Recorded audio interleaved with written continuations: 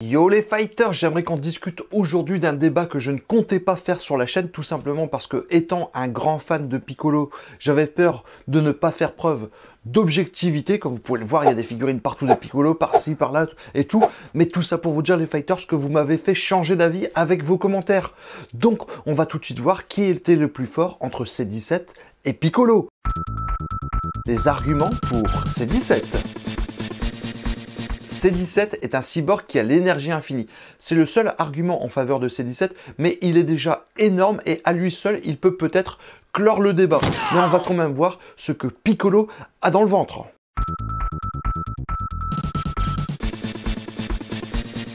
Piccolo, contrairement à ce que je pensais de prime abord, a énormément d'arguments. Déjà, c'est admis dans la communauté Dragon Ball qu'il était légèrement plus fort que C17. En plus, il a énormément de techniques, notamment son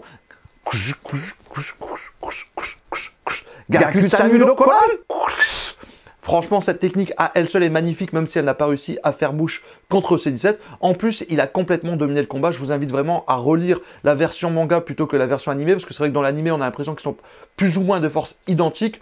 Dans le manga, on voit quand même vraiment Piccolo dominer le combat. En plus, il avait encore un atout, les poteaux, et ça, cet atout dans sa manche, il faut le voir pour le croire, les poteaux, le Gekiretsu Koan.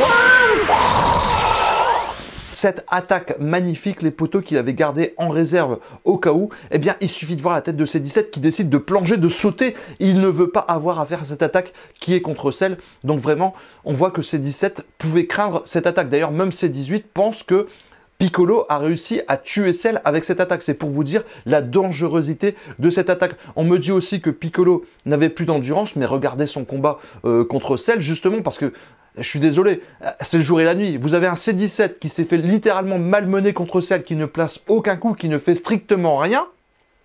Ça, c'est premièrement. Et de l'autre côté, vous avez un Piccolo qui se prend énormément de coups, mais qui n'est pas blessé. Je veux dire, enfin, qui est blessé, ça, c'est pas un souci, mais je veux dire, il se relève à chaque fois. Notre Piccolo, il se prend énormément de coups, il se relève, sachant qu'en plus, il faut bien prendre en compte que Cell avait certainement plus de raisons de frapper fort Piccolo que C17, dans le sens où Piccolo, il pouvait l'éliminer, C17, il n'avait pas le droit de le tuer. Et en plus de ça, on a un Piccolo qui place des coups, qui tombe des choses, qui se fait démolir mais qui ne meurt pas, et qui tombe donc sa fameuse attaque. Donc vraiment, juste le combat contre Cell peut nous faire penser que Piccolo en avait encore sous le capot, là où C17 n'avait pas fait grand-chose. Donc vraiment, finalement, Piccolo avait énormément d'arguments, et je vous le répète, hein, regardez son combat contre Cell, le combat de C17 contre Cell, vous verrez, c'est le jour et la nuit. Donc Piccolo avait encore énormément d'énergie, il était loin d'être... Il était certes un peu essoufflé, mais il avait encore énormément d'énergie, et dans Dragon Ball, ce qui compte, c'est l'énergie. Même si C17 a une énergie infinie, il a une énergie, à mon avis, plus basse. Donc je vais tout de suite donner ma conclusion. La conclusion.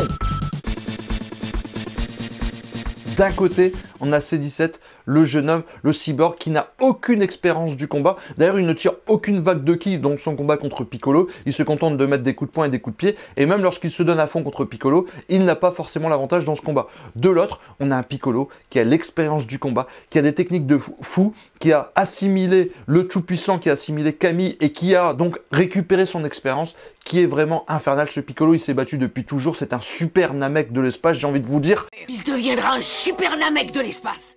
Il est vraiment magnifique, ce Piccolo. Il est rempli d'énergie. Waouh! Et franchement, il a l'expérience. D'un autre côté, on aurait pu avoir C16 et C18 qui auraient pu intervenir, mais dans ce débat, je vais vraiment partir du principe que personne n'aurait empêché ce combat de se finir.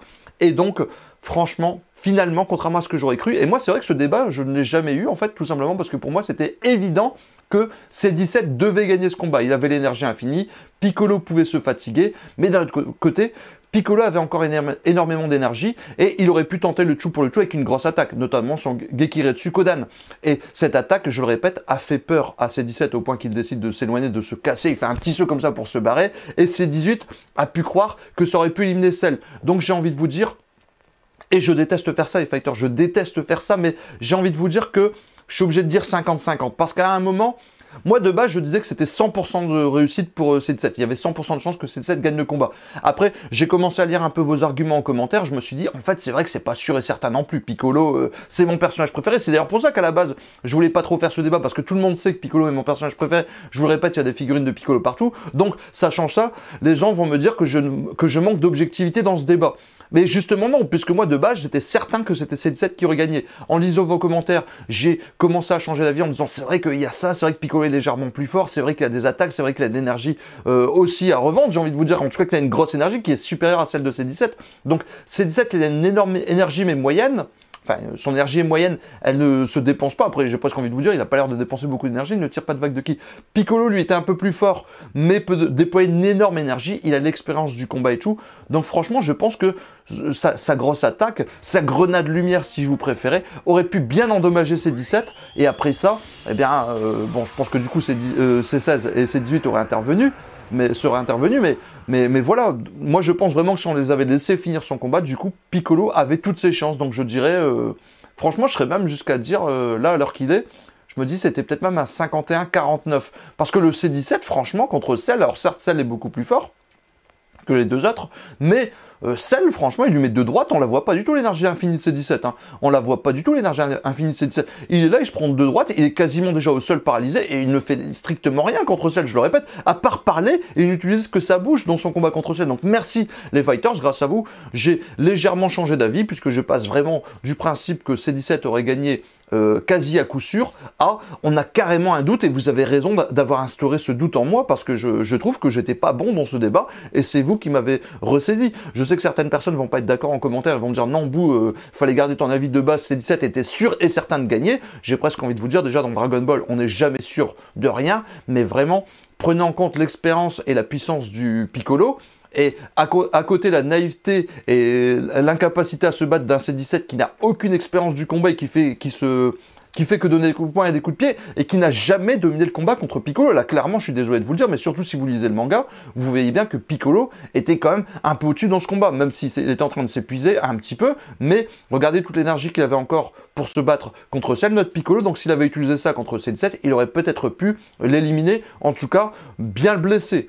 Donc voilà les fighters, c'est tout pour moi aujourd'hui, j'espère que ce débat vous a plu. Franchement, je ne comptais pas le faire sur la chaîne parce que j'avais peur qu'on me dise que je manque d'objectivité, tout ça, parce que je suis un ultime fan de Piccolo, mais justement non, c'est justement parce que je suis un fan de Piccolo que je voulais faire preuve d'objectivité, mais finalement, vous m'avez ranimé ma passion du Piccolo et vous m'avez rappelé que Piccolo aurait pu gagner.